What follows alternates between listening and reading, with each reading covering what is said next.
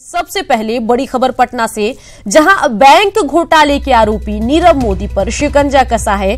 पटना में कई ठिकानों पर छापेमारी की खबर आ रही है। फ्रेजर रोड में आभूषण दुकानों में छापेमारी की गई है। ईडी ने देर रात तक ये छापेमारी की है।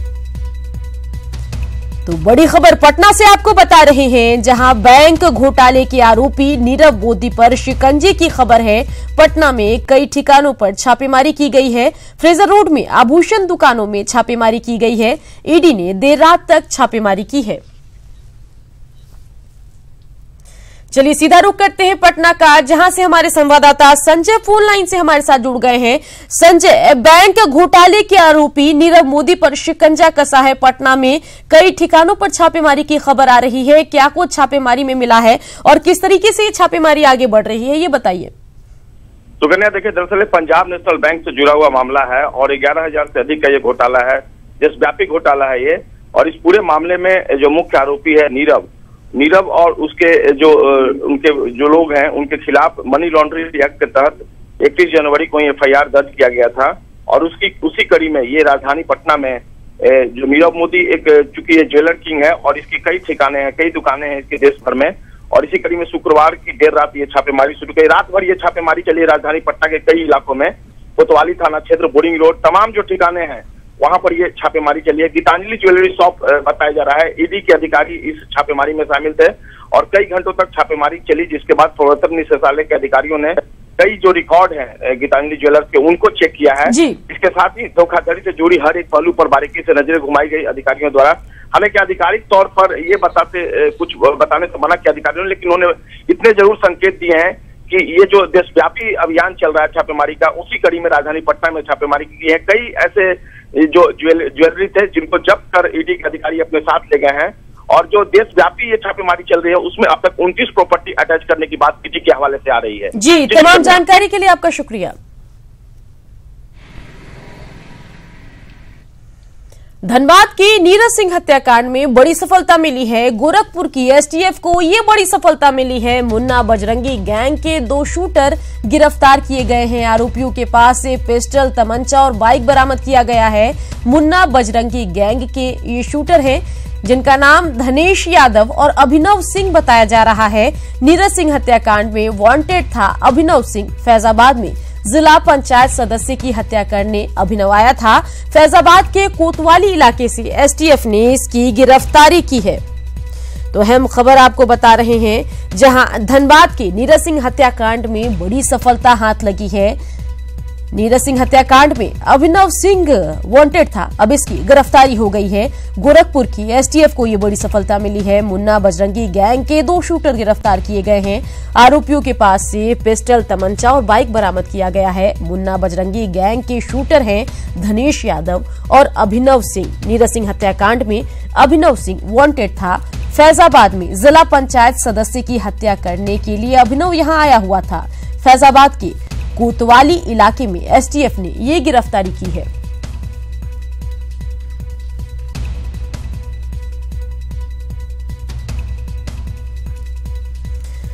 तो बड़ी खबर आपको बता रहे हैं, जहां धनबाद के नीरज सिंह हत्याकांड में बड़ी सफलता मिली है। गोरखपुर की एसटीएफ को ये बड़ी सफलता मिली है। मुन्ना बजरंगी गैंग के 2 शूटर गिरफ्तार किए गए हैं। आरोपियों के पास से पिस्टल, तमंचा और बाइक भी बरामद हुआ है। मुन्ना बजरंगी गैंग के शूटर हैं धनेश यादव और अभिनव सिंह। अगर बात अभिनव सिंह की जाए तो यह नीरज सिंह हत्याकांड में वांटेड था। फैजाबाद में जिला पंचायत सदस्य की हत्या करने अभिनव आया था। फैजाबाद के कोतवाली इलाके से एसटीएफ ने इसे गिरफ्तार किया है।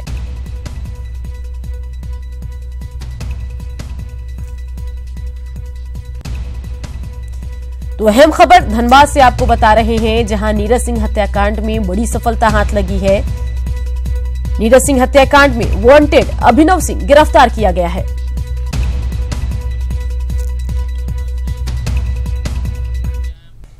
बिहार में नीतीश राज है और अपने चेहरे के दम ही नीतीश सालों साल से सत्ता पर काबिज हैं।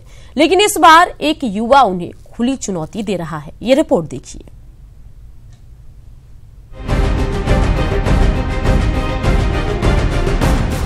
मिशन 2019 के लिए तेजस्वी ने एक नारा दिया है, 5 बनाम 50 और इसी नारे के जरिए लालू प्रसाद के बेटे तेजस्वी नीतीश कुमार को शिकस्त देने की तैयारी में जुटे हैं।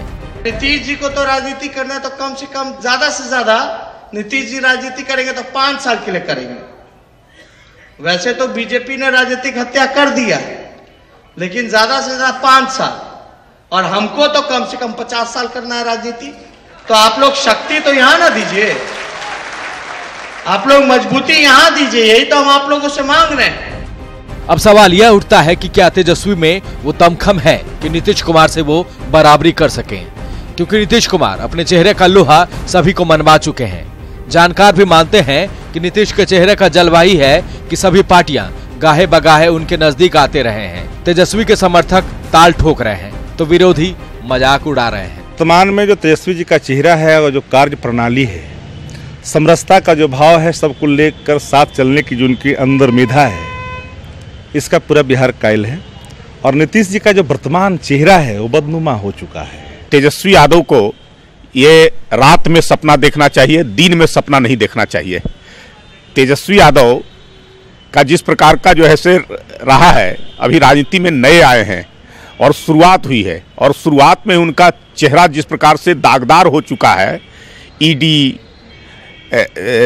इनकम टैक्स का, सीबीआई का तमाम जांचें उनके खिलाफ चल रही है। 27 वर्षों के अंदर में 27 संपत्तियों के मालिक हो गए हैं, और वैसा चेहरा बिहार को नहीं चाहिए।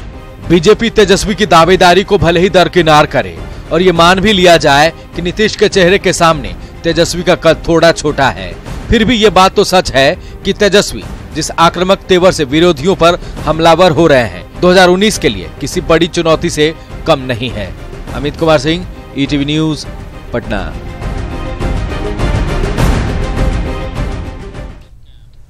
राष्ट्रमंडल संसदीय संघ के सम्मेलन का आज पटना के ज्ञान भवन में उद्घाटन होने जा रहा है।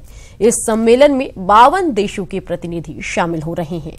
सम्मेलन में शामिल होने पटना पहुंची लोकसभा स्पीकर सुमित्रा महाजन कल संघ की कार्यकारी समिति की बैठक में शामिल हुई। उन्होंने कहा कि इस आयोजन के जरिए दुनिया भर के प्रतिनिधियों को बिहार को नजदीक से देखने और जानने का मौका मिलेगा। वहीं बिहार विधानसभा अध्यक्ष विजय कुमार चौधरी ने कहा कि बिहार का इतिहास गौरवशाली रहा है और मेहमानों की पूरी खातिरदारी की जाएगी। समारोह सम्राट अशोक कन्वेंशन सेंटर के ज्ञान भवन और विधानसभा के मुख्य सभा कक्ष में होगा।